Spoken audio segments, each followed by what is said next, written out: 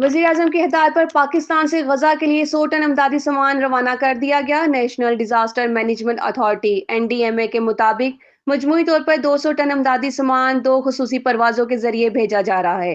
तर्जमान के मुताबिक इस सिलसिले में इस्लामाबाद से 100 टन अमदादी सामान पर मुश्तमिल 17वीं खेप रवाना की गई, जिसमें 65 टन तैयार खाना, 20 टन खुश्क दूध, 5 टन बिस्किट और 10 टन अद्वियात शामिल हैं। तर्जुमान NDMA ने बताया कि गजा के लिए मजीद 100 टन अमदादी सामान आइंदा चंद दिनों में रवाना किया जाएगा।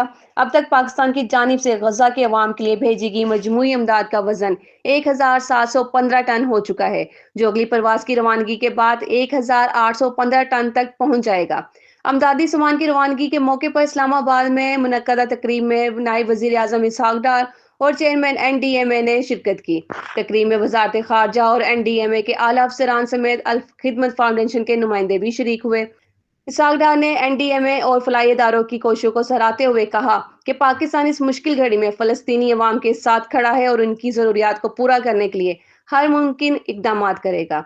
तर्जुमान NDMA ने बताया कि फलस्तीनी सफीर ने अमदाद की फराहमी पर पाकिस्तानी अवाम का शुक्रिया अदा किया।